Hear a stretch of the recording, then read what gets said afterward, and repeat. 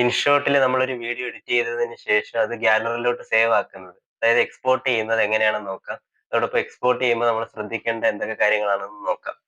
ഇൻഷോട്ടിൽ നമ്മൾ video editing എല്ലാം കഴിഞ്ഞതിന് ശേഷം ഈ ഒരു വീഡിയോ നമ്മുടെ ഫോണിലെ ഗാലറിയിലോട്ട് സേവ് ആക്കാനായിട്ട് മുകളിൽ എക്സ്പോർട്ട് എന്ന് പറഞ്ഞ ഓപ്ഷൻ ഉണ്ട്. അതിൽ ക്ലിക്ക് ചെയ്യുക. ഇവിടെ റെസൊല്യൂഷൻ, ഫ്രെയിം റേറ്റ്, ഫോർമാറ്റ് എന്നൊക്കെ പറഞ്ഞ് കുറച്ച് ഓപ്ഷൻസ് ഉണ്ട്.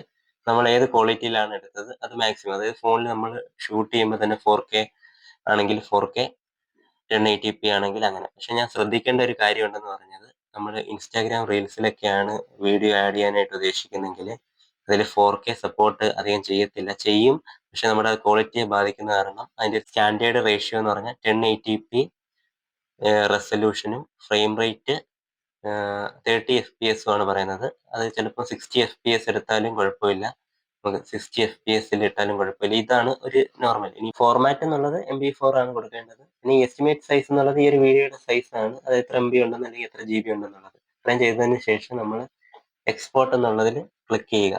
കൺവേർട്ടിംഗ് വീഡിയോ എന്ന് കാണിക്കുക. 100% ആകുമ്പോൾ വീഡിയോ നമ്മുടെ ഗാലറിയിൽ സേവ് ആകും. നമുക്ക് ഗാലറിയിൽ നിന്ന് പ്ലേ ചെയ്ത് നോക്കാം. ഞാനിവിടെ അതാത് പ്ലാറ്റ്ഫോമിലുള്ള സ്റ്റാൻഡേർഡ് റെസൊല്യൂഷൻസും അതുപോലെ ഫ്രെയിം പെർ സെക്കൻഡും ഫ്രെയിം റേറ്റും കൊടുക്കുന്നുണ്ട്. ആവശ്യമുള്ളവർക്ക് ഇവിടെ നിന്ന് സ്ക്രീൻഷോട്ട് ചെയ്തെടുക്കാം.